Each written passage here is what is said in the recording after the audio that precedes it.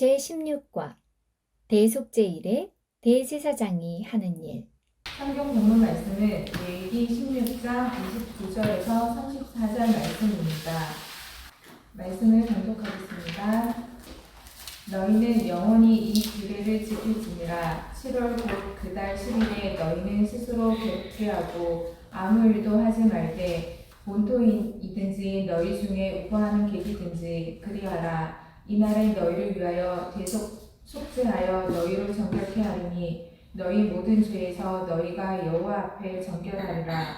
이는 너희에게 큰 안식일인즉 너희는 스스로 괴롭게 할지니 영원히 지킬 규례라. 그 기름 부음을 받고 위임되어 그 아비를 대신하여 제사장의 직분을 행하는 제사장은 속죄하되 세마포 옷 곧 성의를 입고 지성소를 위하여 속죄하며 회막과 단을 위하여 속죄하고 또 제사장들과 백성의 회중을 위하여 속죄할지니 이는 너희의 영원히 지킬 규례라. 이스라엘 자손의 모든 죄를 위하여 1년 1차 속죄할 것이니라. 아론이 여호와께서 모세에게 명하신 대로 행하니라. 이는 하나님의 말씀이니라.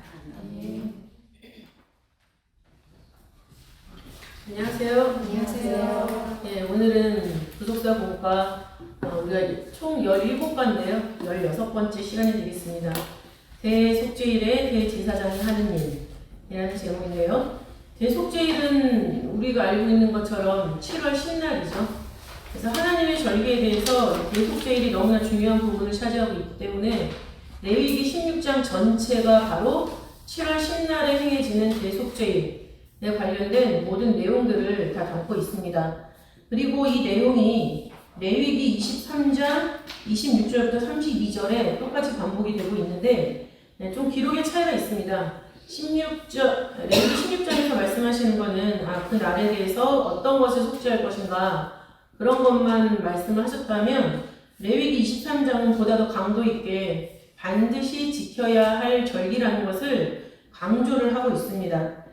그리고 레위기 23장을 전체를 보시면은 23장 한 장에 이스라엘 백성들이 또 하나님을 믿는 백성이라면 1년 동안 어떤 절기를 꼭 지켜야 되는지 그 절기에 대해서 총 정리를 해 놓으셨어요. 그래서 레위기 23장을 보면은 일단 유월절, 무교절이 있고요.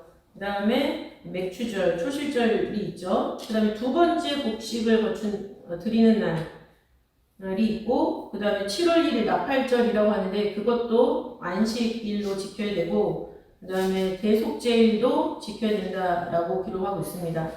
그리고 그 다음에 마지막으로 기록된 것이 초막절이죠.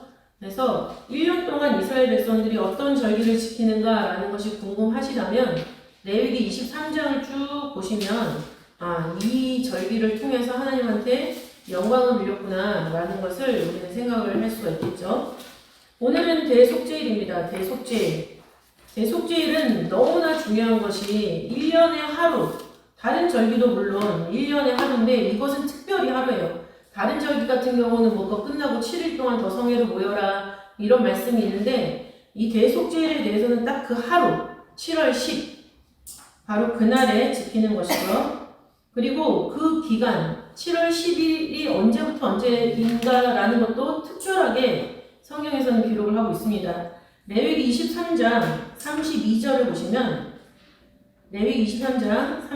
보시면 이달 9일 저녁 곧 그 저녁부터 이튿날 저녁까지 안식을 지킬지니라 라고 말씀을 하고 있죠. 그러니까 우리가 편의상 7월 10일이라고 하지만은 그 기간은 언제예요? 이스라엘 백성들이 하루를 지키는 것처럼 9일 저녁부터 그 다음날 10일 저녁까지 온전한 하루를 하나님 앞에 드려야 된다라고 딱 못 박아 놓으신 거죠. 그리고 레위기 16장 2절 말씀 보면은 이 대속죄일에는 지성소에 들어가게 되는데 아론이 대제사장이죠. 아론이 들어갈 수 있다고 해서 아무 때나 들어가서는 안 된다. 반드시 그날에만 들어갈 수 있고 그 다른 날에는 절대로 들어오지 말아야 된다. 들어오게 되면 죽는다라는 것을 레위기 16장 2절에서 말씀을 하고 있습니다. 그리고 이 대속죄일에 대한 표현들이 5가지 정도가 나와요. 레위기 16장 31절에서는 큰 안식일이라는 단어로 나오죠. 큰 안식일. 나팔절도 7월 1일 날 안식일을 지키라라고 말씀하셨는데 그것에는 크다라는 단어가 붙어 있지 않죠? 그리고 이스라엘의 새해 시작이 7월 1일인데 굉장히 큰 날이잖아요.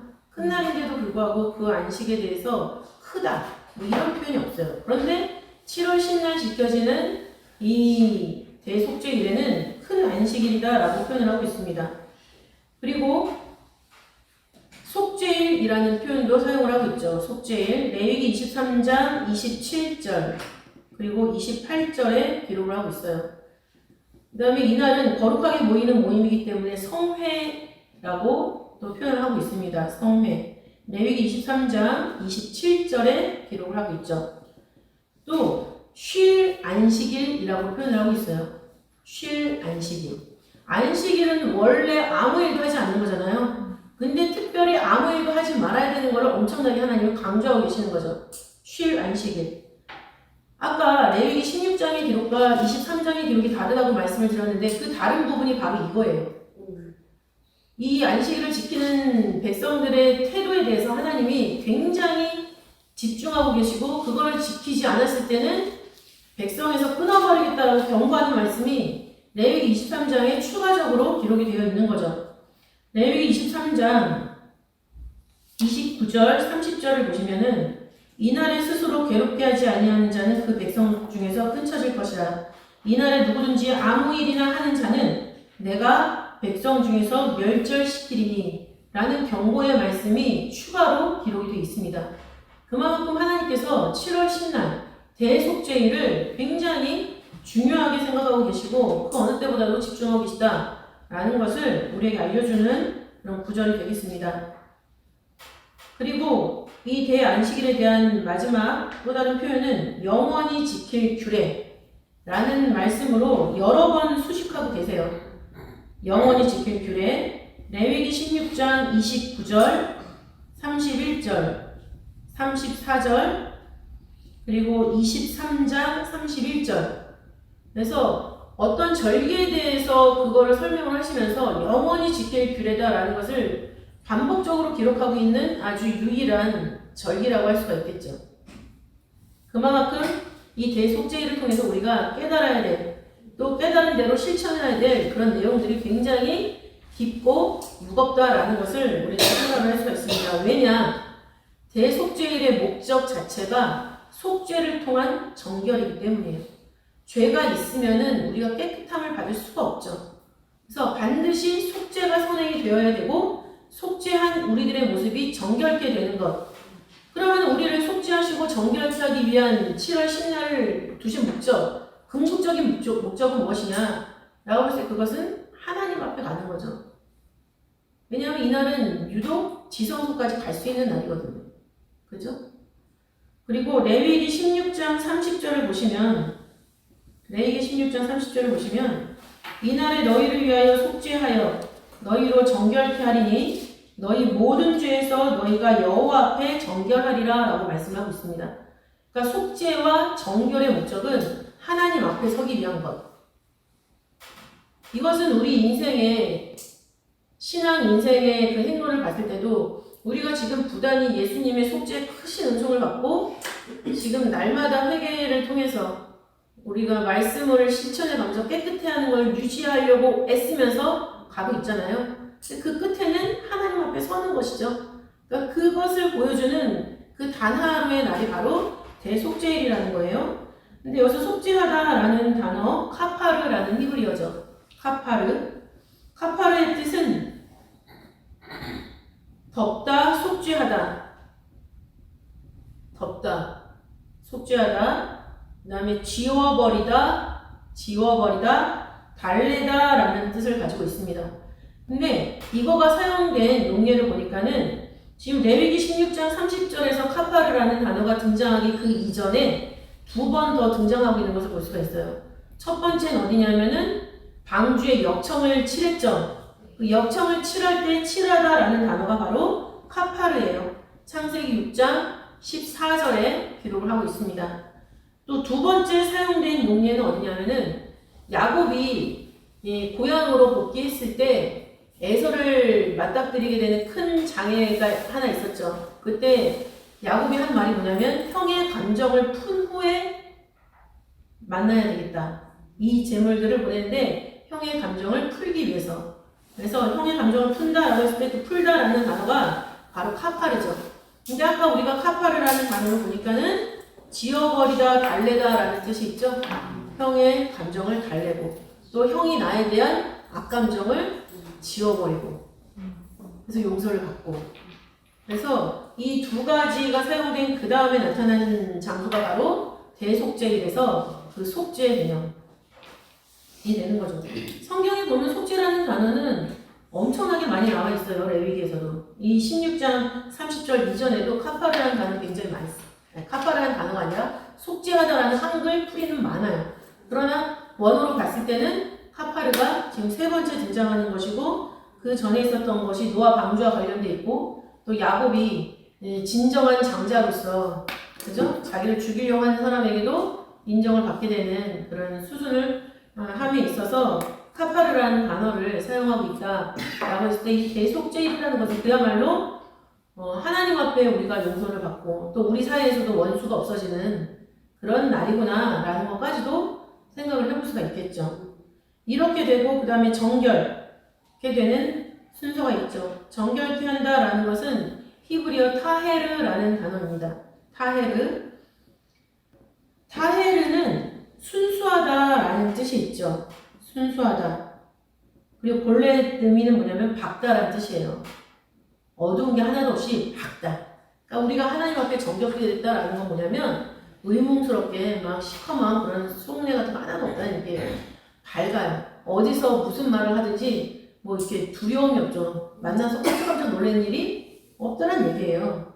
근데 이거가 처음 사용된 용례를 보면 역시 야곱과 관련이 있습니다. 야곱이 세겜에서 그 디나 강간 사건을 겪고 정신을 차려가지고 우리가 베델로 올라가자. 그렇게 되잖아요. 근데 베델로 올라갈 때 사람들한테 의복을 다 갈아입히고 정결케 하라라는 명령을 합니다. 그래서 창세기 35장 2절을 보면은 자신을 정결케 하고 라는 그 단어가 나오는데 여기가 바로 타헤르라는 단어죠. 하나님 앞에 나아가기 위한 그런 모습이 되겠습니다. 그래서 대속죄인의 목적은 속죄와 정결. 그런데 그것의 궁극적인 목적은 바로 하나님 앞에 나아가기 위한 그런 과정이다라는 것. 그래서 레위기 16장 34절 보시면은 이스라엘 자손의 모든 죄를 위하여 1년 1차 속죄할 것입니다. 그러니까 이 대속죄일의 속죄는 좀 특별한 속죄인 거예요. 특별한 속죄. 그리고 레위기 23장 27절도 보시면 7월 10일은 속죄일이니 그래서 그날은 오로지 속죄와 정결만이 목적이 되는 것으로 규정을 짓고 있죠. 레위기 23장 28절에서도 너희 하나님 여호와 앞에 속죄할 속죄일로 표현을 하고 있습니다. 그러면 어떤 속죄를 하는가? 먼저 첫 번째로는 지성소 및 성소의 속죄예요. 지성소 안에서도 속죄가 이루어지고 그 다음에 성소에 있는 번제단 있잖아요. 직접적으로 제물 제사를 드리면서 자기 죄를 속하는 그 번제단 성소도 속죄를 하게 됩니다. 그리고 제사장과 백성들의 속죄도 이루어지죠. 그래서 레위기 16장 33절을 보시면은 레위기 16장 33절 지성소를 위하여 속죄하며 회막과 단을 위하여 속죄하고 또 제사장들과 백성의 회중을 위하여 속죄할지니 라는 말씀을 하고 있죠. 그래서 이 대속죄일에는 성전도 다 속죄하는 거예요. 성전에 혹시 있을 그 모든 더러움을 다 벗겨내고 그 다음에 그 제사를 진리하는 사람이나 그 다음에 예배를 제사를 드리러 오는 사람이나 다 속죄하는 그러니까 대청소하는 날이죠. 대청소하는 날. 그래서 대속죄일에는 어떤 것을 속죄하느냐라고 했을 때 레위기 16장 33절 말씀을 보시면 되겠습니다. 그러면 이제 대속죄일에서 일어나는 그 절차를 한번 보도록 할게요. 제일 처음에는 대제사장이 제일 중요하죠. 이 모든 것을 다 대제사장이 이제 전체적으로 다 주관을 하고 자기가 직접 지성소도 들어가게 되는 그런 날인데 그러기 위해서는 어떻게 해야 돼요? 당연히 제사장이 깨끗해야 돼요. 첫 번째는 대제사장의 정결 예식을 치러야 됩니다. 레위기 16장 4절에 있죠. 레위기 16장 4절을 보시면은 거룩한 세마포 속옷을 입으며 세마포 고이를 살에 입고 세마포 띠를 띠며 세마포 관을 쓸지니 이것들은 거룩한 옷이라 물로 몸을 씻고 입을 것이며 라고 말씀을 하고 있죠. 입는 순서가 제일 처음에 뭘 입는다고 되어 있으니까 세마포 고이가 되겠죠. 세마포 고이를 살에 입는다라고 되어 있잖아요. 그렇죠? 그러니까 세마포 속옷을 입는데 그 안에 세마포 고이를 입고 있어라 라는 얘기가 되겠습니다. 살에 닿는 옷은 고이, 그 다음에 세마포 속옷, 그 다음에 세마포 띠를 띠고 세마포 관을 쓰고 가는 거예요. 하나님 앞에 하얀색 옷. 그것을 입는데 먼저 물로 몸을 씻고 입어라 라고 되어 있죠. 그래서 대제사장은 몸을 먼저 깨끗하게 씻고 그 다음에 그날을 위해서 준비된 그 옷을 입고 순서에 맞춰서 입고 그 다음에 그 예식을 치르게 된다. 그리고 이것을 위해서 제물을 준비를 하게 되죠. 제물을 준비하게 되는데 레위기 16장 3절과 5절을 보시면은 각각의 속죄에 따른 제물이 다른 것을 알 수가 있습니다. 그래서 레위기 16장 3절을 보시면은 대제사장과 그 권속들, 다른 제사장들이라는 얘기죠.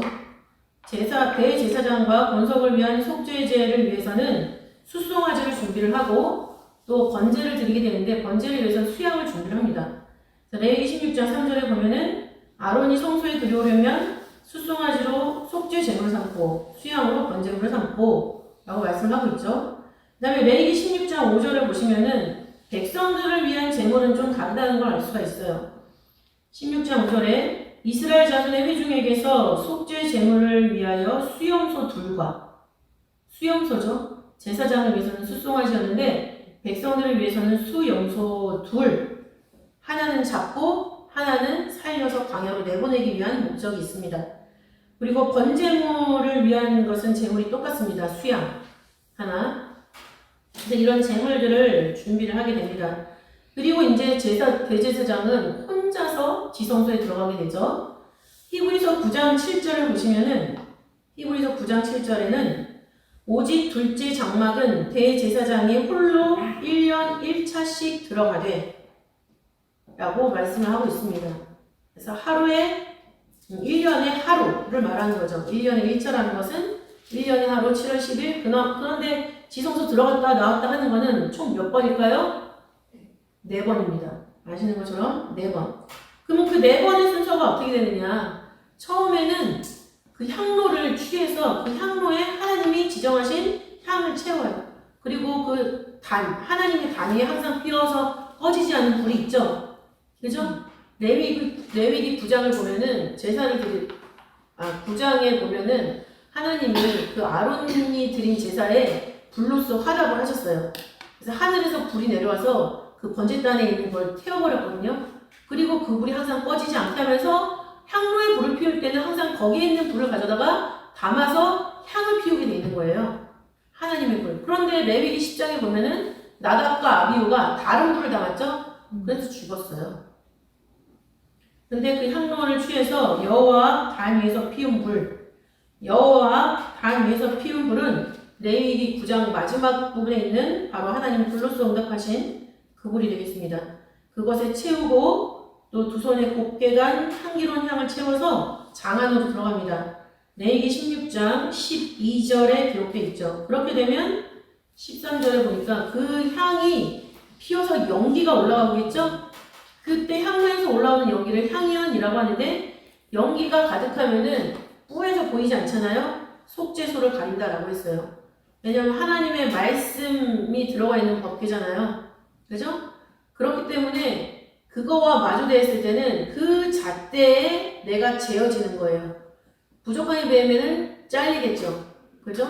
그러니까는 그 은혜 하나님이 나를 직접 돌격하지 않기 위해서 속죄소를 가리게 하는 그런 절차가 첫 번째 이루어지게 됩니다. 그래서 13절을 보니까는 여호와 앞에서 분향하여 향연으로 진돗개 위 속죄소를 가리우게 할지니 그리하면 그가 죽음을 면할 것이며. 그래서 지성소에서 있는 모든 일을 하기에 앞서서 먼저 그 향을 앞세우고 들어가서 그 향으로 전체를 속죄소 앞을 가렸다라는 것 첫 번째 출입할 때 이런 일이 있습니다. 또 두 번째 들어갔을 때는 무엇을 위해서 들어가냐면 아론 자신과 대제사장 자신과 같이 제사장 일을 하는 그 권속들이 있겠죠? 그들을 위해서 속죄하는 일을 하고 있습니다. 레위기 16장 11절이죠. 16장 11절을 보면은 자기와 권속을 위하여 속죄하고 자기를 위한 그 속죄제 수송아지를 잡아야지 피가 나오잖아요. 잡은 다음에 그 피를 가지고 들어갑니다. 14절을 보시면은 들어가서 그 수송아지의 피를 취하여 손가락으로 속죄소 동편에 뿌리고, 동편 기억하세요. 그 다음에 또 손가락으로 그 피를 속죄소 앞에 7번 뿌린다라고 말씀을 하고 있어요. 그래서 대제사장과 그 권속들을 위해서 속죄할 때 수송아지 피를 가지고 가가지고 속죄소의 동편에다가 한번 뿌리고 그 다음에 앞쪽에는 7번 뿌린다라는 얘기예요. 이것이 두 번째 들어갔을 때 하는 일. 그 다음에 세 번째 들어갔을 때는 이제 백성들을 위한 거를 진행을 하죠. 세 번째 들어가는 기록은 레위기 16장 15절부터 기록을 하고 있습니다. 15절부터 기록을 하고 있는데 또 백성을 위한 속죄제 염소를 잡아 그 피를 가지고 장 안에 들어가서 그 수송아지 피로 행한 같이.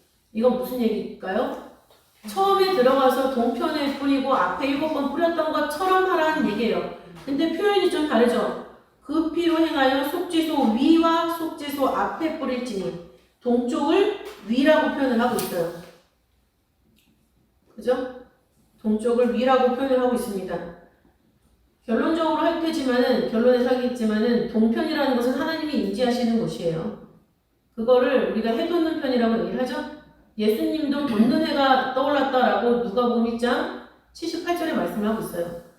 근데 하나님은 위에서 인지하시는 걸로 표현을 하기도 하죠. 그렇기 때문에 수송아지를 바칠 때는 동편에 뿌리는 것으로 표현을 하고 있지만 백성을 위해서 속죄할 때는 위에서 인지하는 것처럼 속죄소 위라고 표현을 하고 있는 거예요.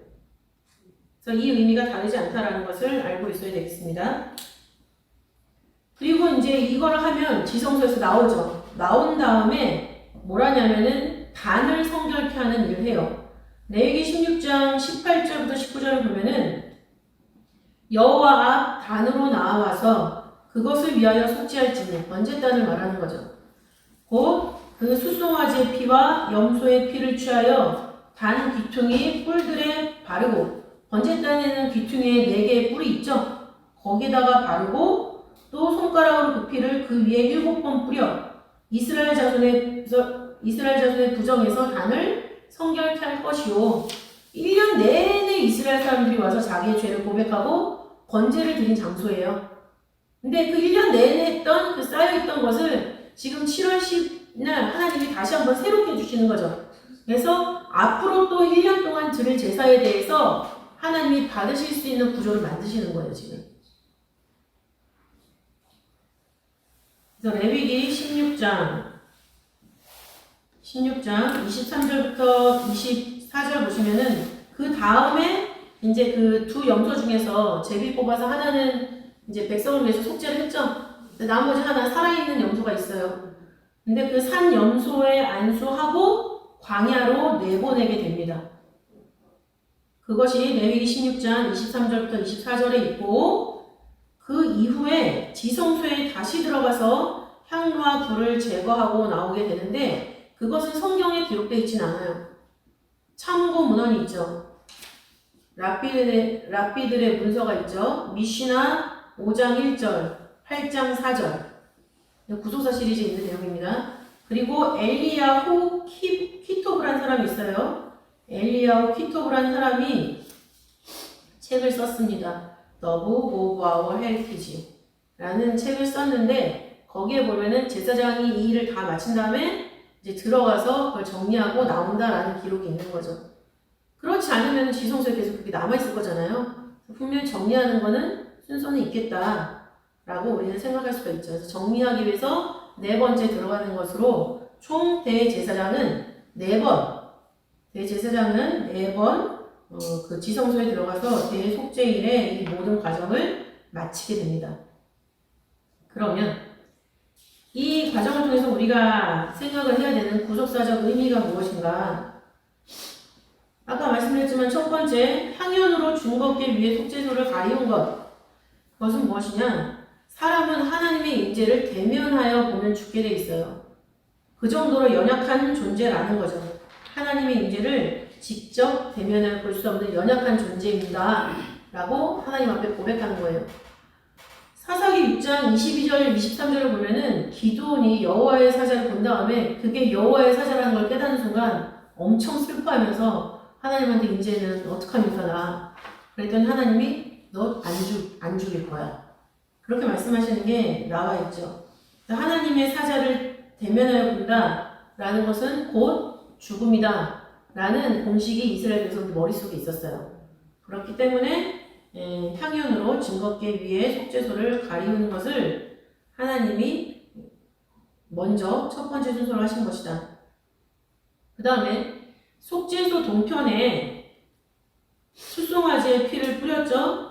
이것은 하나님의 임재의 길을 정결케 한다라는 의미가 되겠습니다. 하나님의 임재의 길을 정결케 한다는 의미. 우리는 이런 사실을 에스겔 성전을 통해서도 알 수가 있습니다.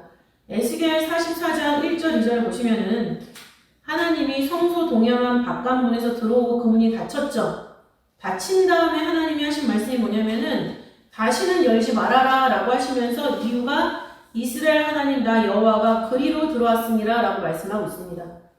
그래서 에스겔 44장 1절 2절 말씀을 근거로 동편은 하나님의 임재하시는 길이다 라는 것을 알 수가 있죠. 또 아까 말씀드렸던 것처럼 예수님의 임재 역시 이 땅에 오실 때 돋는 해가 위로부터 우리에게 임했다 라고 되어 있죠. 해가 뜨는 장소가 어딥니까? 동쪽이죠. 그리고 계시록 7장 2절도 보시면은 하나님의 인을 치는 천사가 나옵니다. 이는 하나님의 인을 치는 그 다른 천사가 어디서부터 올라와요? 해 돋는 데로부터 올라와요. 하나님의 인을 가지고. 그래서 해 돋는 편, 동쪽이라는 것은 하나님의 임재를 나타내는 것. 그런데 이사야 41장 25절 말씀은 굉장히 특이한 말씀입니다. 이사야 41장 25절 말씀. 제가 읽어드리면 내가 한 사람을 일으켜 북방에서 오게 하며 내 이름을 부르는 자를 해 돋는 곳에서 오게 하였나니 그가 이르러 방백들을 회산물같이 토기장이 진흙을 밟음같이 밟을 것이니 라는 기록이 나와 있어요. 이것을 현대인의 성경을 보면은 보다 더 이해하기가 쉽습니다. 현대인의 성경에서는 내가 동방에 사는 한 사람을 일으키고 그를 북방에서 이끌어내어 여러 나라를 치게 할 것이며 내 이름을 부르는 그에게 내가 큰 승리를 주어 토기장이가 진흙을 밟듯이 그가 왕들을 짓밟도록 하겠다 라는 거죠. 포인트가 뭡니까? 내가 동방에 사는 한 사람을 일으키고 그를 북방에서 이끌어내어 큰 승리를 주겠다 라는 말씀이죠. 동쪽은 하나님 말씀의 역사가 일어나는 곳이에요. 동쪽에서 하나님의 이름을 부르는 한 사람을 세우시고 또 그 사람을 북방에서 이끌어냈다라고 말씀하시죠. 그리고 그에게 뭘 준다고 했습니까? 큰 승리를 준다라고 말씀하고 있어요. 이 모든 역사가 재림에 나타나는 그런 역사 중에 하나일 건데 그것이 동쪽에서 일어난다는 얘기예요. 그 다음에 수송아지의 피를 속죄소 앞에 7번 뿌리죠. 7번 뿌립니다. 7이라는 숫자는 완전수를 말하죠. 완전수. 그렇기 때문에 수송아지의 피를 앞에다가 7번 뿌리는 것은 예수 그리스도의 완전한 속죄를 예표로 하고 있습니다. 예수 그리스도의 완전한 속죄. 히브리서 10장 12절부터 14절 말씀 보시면은 그리스도는 죄를 위하여 한 영원한 제사를 드리셨다 라고 나와 있죠. 영원한 제사를 드리셨고 그 제사는 그 속죄함을 받은 사람들을 영원히 온전케 하셨다라고 말씀을 하고 있어요. 영원히 온전케 하셨다. 그리고 똑같은 히브리서 10장 17절과 18절 말씀 보시면은 저희 죄와 저희 불법을 내가 다시 기억지 아니하리라. 이것을 사하셨은즉 다시 죄를 위하여 제사 드릴 것이 없다라고 말씀하고 있습니다. 예수님이 우리를 대신해서 십자가에 못 박아 돌아가시고 우리의 죄를 속하셨기 때문에 우리는 다시 죄와 관련해서는 제사를 드릴 필요가 없다라는 거죠. 이것이 아주 근본적인 속죄란 얘기예요. 그러니까 대속죄일의 속죄는 무엇인가? 아주 근본적인 근원적인 속죄가 된다라는 거죠. 죄악된 인간의 근본적인 죄를 속죄하는 날. 그러면 그 이후에 제사가 폐하여졌느냐? 아니라는 거죠.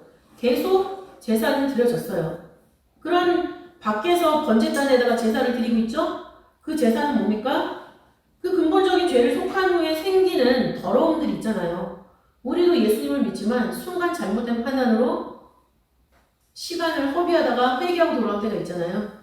그런 틈틈이 생기는 우리의 연약함으로 말미암아 생기는 죄악들, 그거에 대해서 하나님 앞에 끊임없이 회개하면서 나가야 된다는 거죠. 그러나 대속죄일에 이루어지는 이 속죄의 제사는 예수님으로 말미암아 이제 더 이상 드리지 않아도 되는 제사가 되는 거예요. 히브리서 10장 18절이 바로 그 근거가 되겠습니다. 다시 죄를 위하여 제사 드릴 것이 없다. 왜? 죄를 사해 주었기 때문에. 다시는 기억지 않는다고 했기 때문에. 이 죄는 근본적인 죄. 하나님을 믿지 않고 있었던 죄. 하나님 말씀을 떠나 있었던 죄. 그리고 단을 위해서 또 속죄하는 일이 있었죠. 단을 위해서 속죄하는 일은 뭐냐면 1년 동안 드려지는 우리의 제사가 하나님 앞에 완전히 연락되기 위해서 그런 목적을 가지고 단을 하나님 앞에 성결케 하였다라는 거죠. 역시 에스겔 성전에서도 단을 수축하죠. 새로운 단이 만들어집니다. 근데 그 새로운 단이 만들어졌으면 거기다가 그냥 하나님한테 제사 드리는 게 아니에요. 그거를 성결케 하기 위해서 7일 동안 정결케 하는 그런 작업을 합니다. 에스겔 43장 26절부터 27절에 기록을 하고 있죠. 에스겔 43장 원래는 18절부터 보셔야 되는데 26절, 27절을 읽어드리면 이와 같이 7일 동안 제단을 위하여 속죄제를 드려 정결케 하며 봉헌할 것이요. 그래서 번제단을 새로 수축을 했을 경우에는 7일 동안 그것을 위해서 속죄제도 드리고 정결케 하고 거룩하게 만들어서 하나님한테 봉헌을 해야 된다. 그거가 끝난 다음날 8번째 날부터 우리는 하나님 앞에 거기다가 제사를 드릴 수가 있다라고 말씀을 하고 있습니다. 그러면서 에스겔 43장 27절 마지막을 보니까 그리하면 내가 너희를 즐겁게 받으리라 라고 하나님 말씀하고 계세요. 그러니까 단을 속죄하는 것은 뭐냐면 하나님이 그 단에다가 드리는 우리들의 제사를 받기 위해서 그거를 속죄해 주시는 거예요. 우리가 하나님한테 제사를 연락해 드리기 위해서 뭘 하는 게 아니라 하나님이 우리 제사를 받으려고 그렇게 해주신다는 얘기죠. 너무나 감사한 일이죠. 우리의 생각이 미치지 못하는 것까지 하나님이 다 체크하시는 거예요. 그러면 이런 대속죄일을 대하는 우리들의 자세는 이스라엘 백성들에게 요구하시는 하나님의 요구를 통해서 알 수가 있죠. 이스라엘 백성들에게 두 가지를 말씀하셨어요. 스스로 괴롭게 해라. 스스로 괴롭게 해라. 레위기 16장 29절 또 23장 27절 말씀입니다. 이것을 공동 번역으로 보면은 모두 단식해야 하며 라고 해석을 하고 있어요. 스스로 괴롭게 한다라는 것은 모두 단식한다. 근데 원어로 보면은 이게 단식이 먹는 거를 원래 싫어하는 사람은 단식이 괴로운 게 아니잖아요. 그렇잖아요. 먹는 거를 아주 좋아하는 사람한테만 이게 형벌이 되는 거지. 술을 원래 못 마시는 사람이에요. 그러면 그 사람한테 술 끊으라는 게 형벌일까요? 형벌이 아니에요. 그러니까 여기서 단식이라고 표현을 했지만은 이거를 원어로 보면은 좀 다르다라는 것을 알 수가 있어요. 원어로 보면은 스스로 괴롭게 하라라고 했는데 스스로라는 단어에 사용된 있는 단어가 네페쉬라는 단어예요. 네페쉬. 네페쉬는 영혼이라는 뜻이 있고 셀프 마인드죠. 그 다음에 식욕, 감정. 그러니까 사람으로서 가질 수 있는 모든 것을 말하는 거예요. 사람이 영혼육이 있잖아요. 그죠? 제가 언젠가 마음, 혼이라는 것은 영을 담는 그릇이라고 말씀을 드렸는데 그 혼이라는 그릇에 내 자아가 살아서 들어가 있다. 내가 어떤 추구하는 감정적인 것들, 그 다음에 내가 좋아하는 어떤 것들, 먹는 걸 좋아하면 식욕이겠지만 다른 걸 좋아하면 다른 정욕들이 많을 거 아니에요. 그런 것들을 제어하라는 얘기죠. 괴롭게 한다라는 히브리어는 아나라는 단어인데 압제하다, 누르다라는 뜻이 있어요. 압제하다, 누르다. 그러니까 내가 튀어 올라오잖아요. 은혜 받았을 때는 나 이러다가 진짜 변화하는 거 아니야? 이 생각이 들 때도 있어요. 특히 구속사 시리즈를 2박 3일 계속 그 책만 읽었을 때는 세상에서 내가 정말 깨끗한 사람이 된 것 같아요. 제가 옛날에 여주 가서 그런 거 많이 하고 나왔다고 한번 말씀드린 적 있는데 원로목사님 계셨을 때 책이 나오면은 3권이 나오면 1권부터 3권까지 5권이 나오면 1권부터 5권까지 여주 들어가서 그 4층 신혼 4층에서 그걸 다 완독을 하고 정독을 하고 나왔어요. 근데 내려올 때 과연 내가 이 세상에 내려와서 살 수 있을까? 이 깨끗한 몸으로 그런 생각을 하면서 내려왔었어요. 그러니까 말씀을 읽으면 그렇게 깨끗해지는 거예요. 근데 그게 내 잔뿌리까지 다 뽑혀 나가야 깨끗해지는 건데 그게 아니니까 내려와서 살면서 또 더럽혀지는 거잖아요. 근데 그런 일이 나타나지 않도록 자기를 그렇게 압제하고 누르고 내 안에 있는 나쁜 것들을 뽑아내고 이런 것이 스스로 괴롭게 하는 거죠. 내가 너무 하고 싶은 게 있는데 그걸 못해요. 그럼 너무 괴로운 거잖아요. 그런데 여기서 네페시라는 단어를 하지 않고 하나님이 스스로 괴롭게 하지 않으면 내가 백성 중에서 너를 끊어버릴 거야 라고 말씀하셨죠. 아까 레위기 23장 29절에 그 말씀이 있어요. 근데 스스로 괴롭게 하지 않으면 끊어버리겠다라고 했을 때 스스로 괴롭게 하다라는 거에서 그 스스로는 에쳄이라는 단어를 써요. 에쳄은 뼈를 말해요. 뼈. 나의 근본이죠.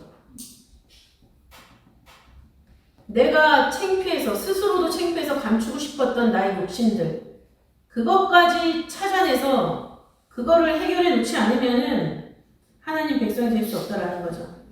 에쳄, 뼈, 본질, 자아, 실체, 나의 본 모습. 그리고 두 번째 요구하시는 것이 무엇이냐면 아무 일도 하지 말라라는 것입니다. 아무 일도 하지 말라. 아무 일도 하지 않으면 숨 쉬는 것도 하지 말라는 얘기예요? 아니죠. 여기서 아무 일이라는 건 뭐냐면 네가 하고 싶은 일 하지 말라는 얘기예요.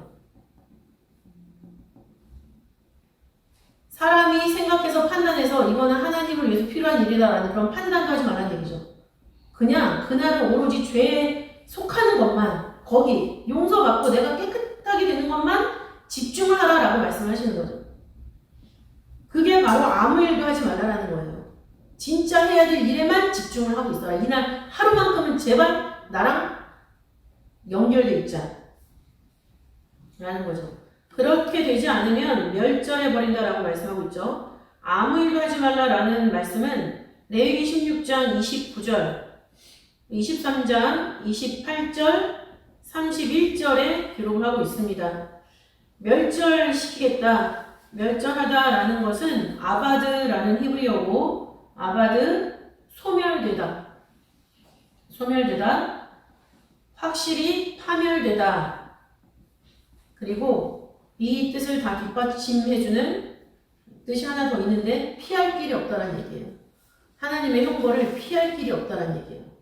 하나님이 진짜 그 하루만큼은 오로지 속죄하고 깨끗하게 되는 그 하루인데 그것조차도 그것마저도 안 하면은 소용없다라는 말씀이죠. 그러면 이것을 우리는 지금 어떻게 받아야 될 것인가? 성경 구절 두 가지로 살펴보도록 하겠습니다. 우리에 대한 하나님의 요구죠. 우리에 대한 하나님의 요구. 로마서 12장 1절부터 3절 말씀을 다 같이 읽겠습니다. 로마서 12장 1절부터 3절.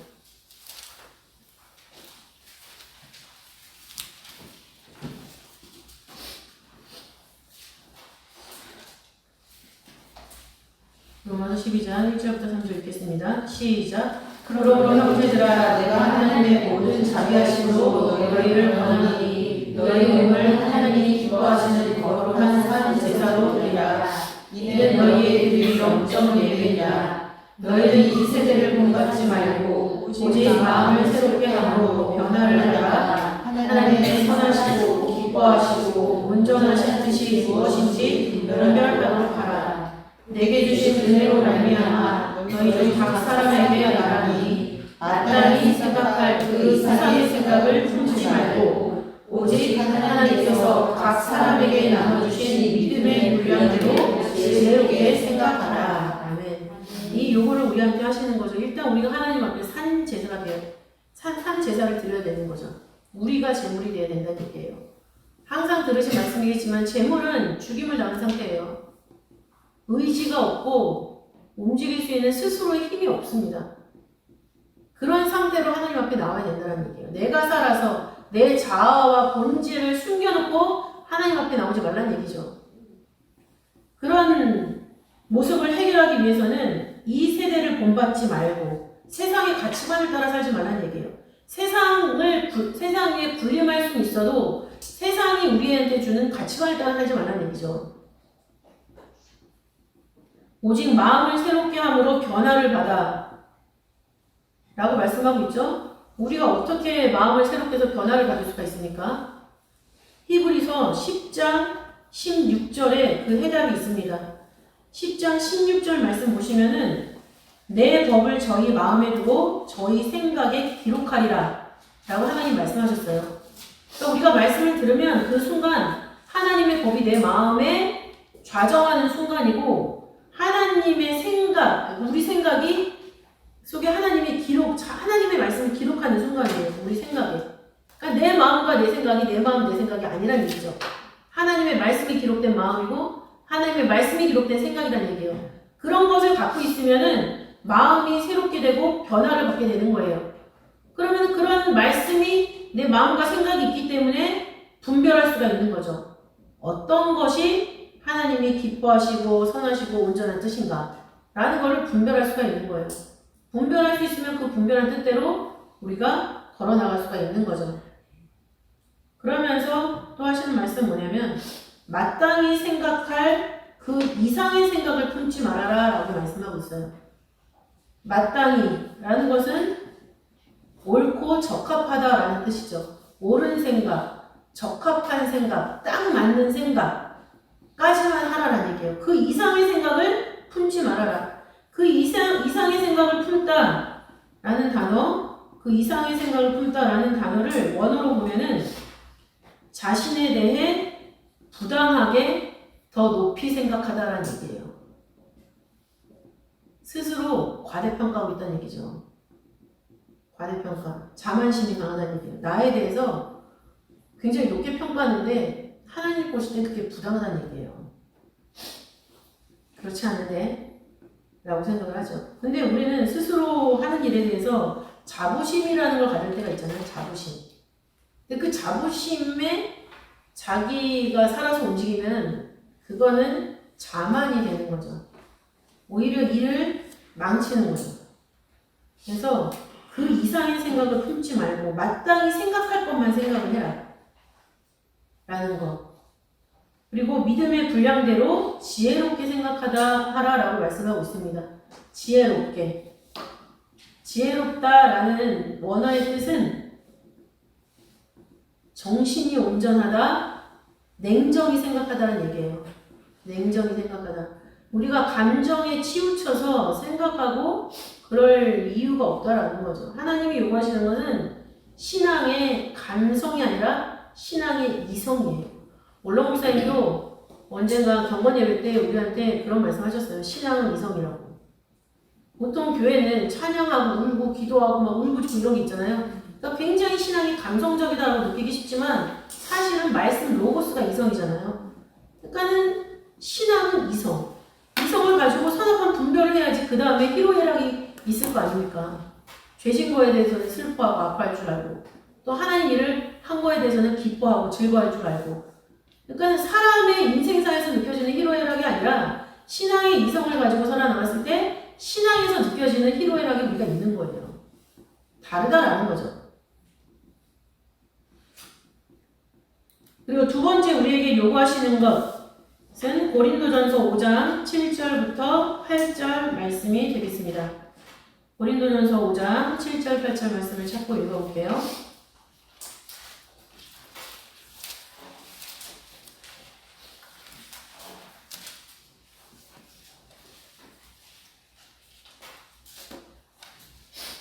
고린도전서 5장 7절 8절 말씀 시작. 너희는 누룩 없는 자인데 새 덩어리가 되기 위하여 묵은 누룩을 내어버리라. 우리의 유월절 양 곧 그리스도께서 희생이 되셨느니라. 이러므로 우리가 명절을 지키되 묵은 누룩도 말고 괴악하고 악독한 누룩도 말고 오직 순전함과 진실함에 없는 것으로 하자. 아멘. 우리에게 하나님의 절기를 지키는 사람들의 모습을 말씀해주고 있는 거죠. 너희는 누룩 없는 자인데, 이거는 뭡니까? 근본적인 죄악. 대속죄를 통해서 우리의 근본적인 죄를 속해주신 것을 의미하죠. 누룩 없는 자인데 새 덩어리가 되기 위해서 묵은 누룩을 내어버리라 라고 말씀하고 있습니다. 묵은 누룩을 내어버리라. 이건 뭡니까? 우리가 밖에 번제단에서 제사 드리는 회개의 모습이죠. 우리가 살면서 신앙적으로 온전히 살지 못하고 순간 실수하는 그 순간 하나님 앞에 회개하는 모습을 말씀을 하고 있습니다. 묵은 누룩을 내어버리라. 여기서 내어버리라 라는 단어는 에크라는 단어와 카다이로라는 두 가지 단어가 합성된 단어예요. 에크, 그 다음에 카다이로. 이게 합쳐서 에카다이로라는 단어거든요. 에카다이로. 근데 에크는 안에서부터 밖으로라는 뜻이 있어요. 안에서 밖으로. 그리고 카다이로라는 단어는 나무나 포도 넝쿨에 쓸모없는 가지를 치다라는 뜻이에요. 쓸모없는 가지를 치다. 우리가 요한복음 15장 1절부터 3절까지 쭉 보면 열매 맺는 가지는 그대로 두지만 열매 맺지 않는 가지는 쳐버린다라고 말씀하셨죠. 영향을 다 열매 맺는 가지한테 주시기 위해서. 그럼 열매를 더 많이 맺잖아요. 그러니까 그런 의미를 가지고 있는 거예요. 그러니까 내 안에 나를 열매 맺지 못하게 하는 그런 가지가 발견이 되면 즉시 말씀의 칼로 쳐내라는 얘기예요. 이게. 묵은 누룩을 내어버리라. 묵은이라는 거는 원어의 뜻으로 보면은 진부하다는 얘기예요. 그러니까 습관적으로 예배 드리면 우리 스스로 지루하잖아요. 그죠? 막 졸리고 막 집중하지 못하고. 그런 우리의 모습 중에서 하나님의 열매를 맺기 위해서 필요하지 않는 부분들은 철저하게 잘라내라 라는 것을 요구하고 계십니다. 그러면서 괴악하고 악독한 누룩도 말고, 괴악하다라는 거는 카키아라는 헬라어, 카키아, 해치고 싶은 욕망이에요. 누구를 밟고 내가 이기고 싶은 욕망이죠. 제가 없으면 내가 잘 될 것 같은데. 해치고 싶은 욕망이죠. 그리고 쟤를 나쁘다고 말하면 내가 왠지 의로워질 것 같은 느낌? 나의 실천은 없이. 괴악하죠, 그냥. 그리고 악독하다라는 거는 악한 목적이나 욕망을 나타내는 포네리아라는 단어입니다.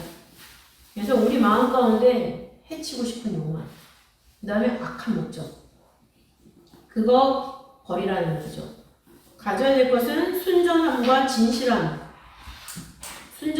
진실함을 가지고 나에게 와라. 진실함은 진리, 말씀을 의미합니다. 그럼 순전함은 무엇이냐? 순전함은 에일리 크리네이아라는 단어인데요. 에일리 크리네이아라는 단어인데 명료, 군더더기가 없다는 얘기예요. 행동에 군더더기가 없고 생각에 군더더기가 없는 거예요. 아주 명료하죠. 명료하다라는 단어랑 같이 쓰이는 단어가 뭡니까? 단순 명료하다. 여러분도 그렇게 얘기하잖아요. 하나님을 믿을 때 단순하게 믿으라고 오롱쌤 많이 말씀하시잖아요. 단순하게 믿어라. 쉽다. 믿으면 되는데. 이렇게 말씀하시잖아요. 명료. 그 다음에 또 한 가지 뜻이 있는데 솔직함입니다. 솔직함. 이 순종하다라는 단어의 뜻을 보니까 명료하다, 명료, 솔직하다. 우리가 갖고 있어야 되는 거죠. 어떤 신앙생활을 하면서 구구절절한 설명이 나와요. 그럼 그건 벌써 마음 가운데 뭐가 있다는 얘기예요? 뭔가 좀 스스로 떳떳하지 못하다는 얘기죠. 구구절절한 거는 뭔가 이렇게 사람들한테 간단하게 딱 한마디 말했을 때 상대방을 납득시킬 만한 그런 이유가 아니라는 얘기예요. 그러면 그건 어떻게 해야 돼요? 내 스스로 알아서 정리해야 되는 얘기인 거죠. 그리고 뭔가 솔직하지 못해요. 솔직한 얘기를 할 수가 없어요. 그럼 그것도 언젠가는, 지금은 어렵지만 언젠가는 말씀을 통해서 내 안에서 정리되어야 되는 그런 모습이라는 거죠. 그런 노력하려는 마음을 가지고라도 예배를 드리라라는 것입니다. 너무 어려운 말씀이죠. 너무 어려운 말씀인데 내가 나를 포기해버리면은 쉬운 말씀이에요, 사실. 근데 내가 나를 포기를 못해서 그러는 거죠. 그래서 이 두 가지 요구를 한꺼번에 하신 말씀이 바로 요한일서 2장 15절부터 17절 말씀이죠. 다 같이 읽고 기도하시겠습니다. 요한일서 2장 15절부터 17절 말씀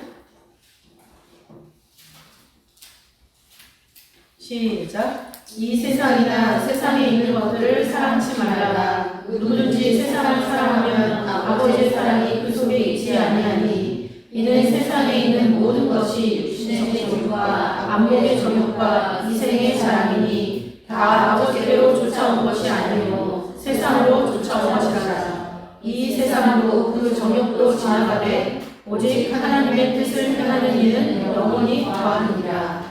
라고 말씀을 하고 있습니다. 우리가 세상을 좇지 않고 하나님을 좇는 것은 마지막 결론이 하나님과 함께 영원한 생명, 영원히 거하는 거죠. 지금 기간이 어떤 기간인지 아세요? 지금 기간은 예수님이 5월 9일에 승천하신 이후에 제자들이 하나님께로부터 오시는 성령을 받기 위해서 함께 모여서 기도하는 시간이에요. 그리고 5월 19일이 오순절 성령 강림의 시간이죠. 뭔가 길게 기도한 것 같지만 10일, 딱 10일 기도하고 성령 받았어요. 10이라는 숫자는 만수죠. 하나님이 우리한테 뭔가를 역사를 하실 때 그것에 화답하는 우리들의 믿음이 있어야 된다는 얘기예요. 모여서 기도하는 모습, 그릇을 예비하는 모습, 그릇의 안과 밖을 깨끗하게 하는 모습, 그것이 바로 7월 10날 대속죄를 통해서 우리들한테 요구하시는 모습이 되는 거죠. 그런 복을 받고 싶다면 우리는 로마서 12장 1절 3절이나 고린도전서 5장 7절 8절의 그 모습을 실천을 해 나가야 된다는 거예요. 스스로 괴롭히는 그런 모습이라는 거죠. 지금 우리들을. 그래서 대속죄일에 대제사장이 이런 일을 했구나 라는 순서를 우리 아이들에게 가르칠 수는 있겠지만 우리 마음속에 이런 내용을 가지고 가르칠 때 우리 아이들이 그 내용에 대해서 어느 한순간 근데 이건 왜 그랬어? 라고 물어본다면 자연스럽게 얘기를 해주실 수 있지 않을까. 우리가 은혜 받은 것으로 우리 아이들에게 은혜를 채워주는 거죠. 그래서 지금 5월 가정의 달인데 진정한 부모의 모습, 진정한 하나님을 만날 수 있는 우리 자녀의 체험이 되는 그런 가정의 달이 됐으면 좋겠습니다. 기도하시겠습니다. 사랑이 많으신 아버지 하나님 감사드립니다. 7월 10일 대속죄일을 통하여서 하나님 아버지께서 우리에게 어떠한 목적을 가지고 다가오시는지 또한 우리의 죄를 영원히 속해 주시기 위해서 우리에게 요구하시는 것이 무엇인지 다시 한번 생각해 볼 수 있도록 인도하시는 감사드립니다. 아버지 하나님 우리 모두는 성령 받는 것도 너무나 좋고 아버지께서 영생을 선물해 주신다고 했을 때도 너무나도 좋습니다. 아버지 그러나 좋은 것을 얻기 위해서 우리가 실천해야 되는 것을 생각할 때는 마음이 한없이 무거워질 수밖에 없는 연약한 인간들입니다. 아버지 하나님 아버지의 말씀을 우리의 마음과 생각에 새겨주셔서 아버지 그 말씀을 힘입어서 저희들이 스스로 괴롭게 하는 일에 성공할 수 있도록 붙잡아 주시고 아버지 하나님 승리하신 예수님을 좇아서 저희들도 이 시간을 아버지 하나님 말씀의 열매로 가득히 채움으로 말미암아 아버지를 영화롭게 해드릴 뿐만 아니라 우리에게 허락하시는 영혼의 구원, 믿음의 결국 그 승리에 온전히 도착할 수 있는 우리 모두가 될 수 있도록 아버지께서 인도하시고 이끌어 주시옵소서. 우리가 그러한 믿음의 삶을 살아나갈 때 아버지 우리의 손길을 받고 있는 우리 자녀들 또한 하나님 아버지를 믿는 믿음의 모습으로 우리보다 더 나은 믿음의 모습으로 아버지 말씀의 뜻을 받들면서 세상을 정복하고 다스리며 살게 되는 줄 믿사오니 아버지는 그 일을 위하여서 저희를 기도시는 죄를 범치 않게 하시고 저희들의 기도에 사리사욕이 괴악하고 악독한 노력이 껴있지 않도록 아버지께서 말씀으로 제거시켜 주시고 물리쳐 주시옵소서. 아버지 주신 말씀에 감사를 구원하는 가운데 있습니다. 아버지 저희들의 순전한 마음을 받아주시고 아버지 헌물로 말미암아 가정 예배가 더욱더 아버지 정말 연병처럼 퍼져나갈 수 있도록 인도하시고 아버지 구속사의 역사가 어린이 성교를 위해서 어린이 성교를 통하여서 이루어져야 되는 그 일이 있다면 그 일이 이루어지는 그런 단초가 될 수 있도록 인도하여 주시옵소서. 믿고 맡기며 사랑 많으신 예수님 이름으로 감사 기도 올려옵나이다. 아멘.